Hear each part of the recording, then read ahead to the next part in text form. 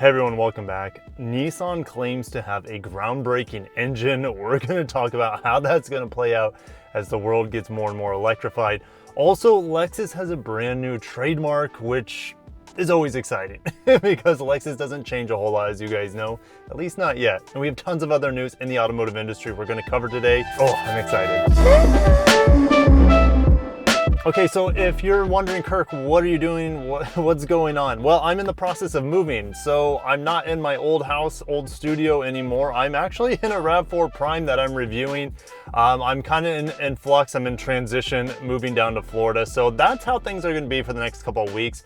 Let's dive into Nissan and what they're planning on doing. Nissan is making a breakthrough with engine in reducing CO2 emissions. So we're over at Yahoo Finance, and they say they have reached a breakthrough in achieving a 50% thermal efficiency with its development in e-power hybrid technology. Now, e-power kind of reminds me of how locomotives run, except locomotives use diesel electric hybrids. Nissan is using gasoline electric, and how it works is the gasoline engine feeds a generator, which then feeds a battery, and the vehicle is totally electrically motor driven anyways. And so if they can boost the efficiency of the gasoline engine, this is going to be potentially huge for them. The only other automaker that I know is producing really highly efficient, thermal efficient engines, I should say, would be Mazda in their Skyactiv X technology. That's up to about 58% thermal efficiency. Nissan's latest approach in engine development has raised the bar to world-leading levels, accelerating past the current auto industry average range of 40% thermal efficiency. Now, e-power is not even available in America yet. They keep rolling out new versions of it.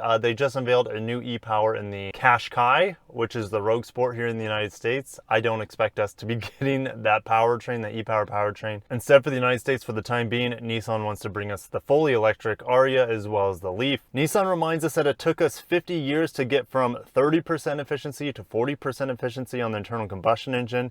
But he says with e-power, we can increase it to 50% in just a few years. Nissan hasn't given a whole lot of details. They say it has strengthened its in-cylinder gas flow and ignition, which burns a more diluted air-fuel mixture at a high compression ratio. Do you think Nissan has life left in its internal combustion engines at 50% thermal capacity, or thermal efficiency, I should say? I think it's definitely entertaining, but again, no word on when it's coming. So if it doesn't come until 5 years, it's gonna really depend on where battery technology is in 5 years. The jury's still out on how effective this 50% thermal efficient engine will be, and we got more news today. Over at Lexus Enthusiasts, Lexus Trademark's LFZ. Now, LF always stands for Lexus Future. It's a concept, a trademark. So this is not a production trademark that we know of, but LF would be Lexus Future. And then Z, I would assume that stands for zero emissions, being a fully battery electric vehicle. Lexus has mentioned this past December, just a couple months ago, that they're going to be pulling the drapes off, the covers off, a brand new electrified vision for the company. So it'll be called the LFZ, and we should know more about it in the next month or so. We do have trademarks for an RZ450e, and that vehicle, well, we'll just head over to the spreadsheet because I've theorized on it. But this is what I'm assuming here. Of course, dual motor, so all-wheel drive, 230 kilowatts or 308 horsepower, and torque is 550 newton meters or 398 pound-feet of torque. That's plenty for what I'm guessing is going to be either a coupe-like crossover or like a raised sedan hatchback sort of thing, almost like a Polestar 2 fully electric. That's kind of what I'm expecting for the RZ450e. Will it be available this year? I highly doubt it. Here in the United States, maybe in Europe if you guys are lucky. So I'm expecting probably by the end of 2022, we will have a fully electric RZ450 here in the United States, if Lexus doesn't disappoint. But we'll definitely wait to see what they have there. A couple more articles here. Confident capability. All new 2022 Infiniti QX60 boasts increased towing capacity for upcoming crossover. So this thing can tow 6,000 pounds on select grades. The maximum towing capacity of the previous generation QX60 could tow 5,000 pounds, so about a 20% increase there. Really cool to see because Infiniti needs as much good news as possible right now. Infiniti dealers are going to be struggling in the next few months because they have zero inventory, if not now, very soon on the QX60, because they stopped production in December of the QX60 in Japan. So it won't be until late August, early September for them to get this next generation QX60, and it can't come soon enough. So yeah, their best seller is out of their lineup for a good part of the year for Infiniti, and their sales were already down, gosh, what was it, over 30% last year. So doesn't look like it's going to be a big turnaround year for them, because a large portion of the year they don't have their queen bee, the QX60, available to even sell. But yeah, can't wait for the new one to come. Ditching the CVT for a 9-speed automatic, that's probably the biggest improvement there. And we got more news. Let's keep moving. Outlander plug-in hybrid offers upgraded powertrain, increased electric range, and greater value.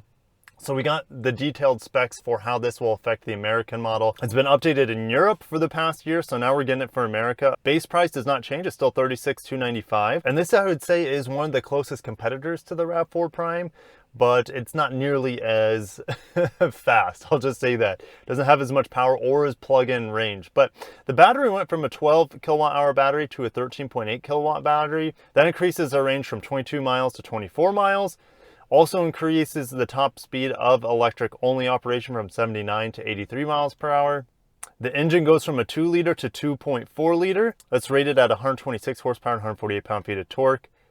And the rear motor has been increased from 60 kilowatts to 70 kilowatts. And total combined power is 220 horsepower, up 31 horsepower from the previous model. So definitely a lot more enticing of a car with these boosted specs, more range, more power, more torque. And this thing definitely comes in at a price point well below the RAV4 Prime. And it will be available for all those rebates as well. So definitely worth considering. If you guys can't get your hands on one of the cars that I'm in and you're interested in a Japanese plug-in hybrid all-wheel drive crossover, I mean, heck, the Outlander, unfortunately, the Outlander plug-in hybrid doesn't have 7 seats, so it still is a 5-seater like this RAV4 Prime. But I'll see you guys on what you think of the updated Outlander. Remember, this is still on the old body style, not on the brand new body style that Mitsubishi has just shared with us in the past week or two. Just wanted to dust on Hyundai real quick. They are producing the new Tucson in Alabama, and it's the first time they've ever produced 4 vehicles here in the United States. So that's kind of exciting to see more Korean vehicles be built here in the United States. Next, Hyundai will replace the Kona electric battery packs in the most expensive EV recall ever. I could have made a whole video on this. Hyundai is recalling approximately 82,000 vehicles globally, and 75,000 plus will be Kona electric models. This recall effort is supposed to cost $900 million US, and it will be split up between LG Chem and Hyundai on how they are going to pay for this massive mess up on both of their parts. Yikes. This is really bad, coming right around the same time as the Ioniq 5 unveil, and it's also bad news for them because their battery supplier for the Ioniq 5, SK Innovations, and they just got banned here in the United States for stealing trade secrets from LG Chem. So it's a complete mess on the electric vehicle front for Hyundai at this point in time. Recalls, losing money, losing battery suppliers. It will be interesting to see how this all shakes out. And I want them to have very competitive vehicles right now, but they're really shooting themselves in the foot. But guys, I'll leave it there. A lot of news today, and I'm just kind of all discombobulated because of the move right now. So you guys bear with me. The next couple weeks are going to be out of the ordinary. If you're into that sort of thing, then yeah, definitely subscribe, because it's going to be pretty hectic, a little helter-skelter for me. I don't even know if that's the right term, but I need to start filming, get some B-roll of this RAV4 Prime. I'm really enjoying it, as I knew I would. And guys, definitely stay tuned for the full review. And I plan on doing today a EV range only test, because you guys were interested in that, as well as the full review. So guys, I'll leave it there. Thank you so much for watching. If you made this far in the video, smash the like button, subscribe for more Japanese and Korean auto videos, reviews, news, updates. A lot of great things coming for the channel, especially when it'll be a little bit warmer. There's still plenty of snow around me here in Omaha. You guys can probably see. Yeah, lots of snow. So guys, I'll leave it there. Have a wonderful day. Thank you so much for watching. Peace out.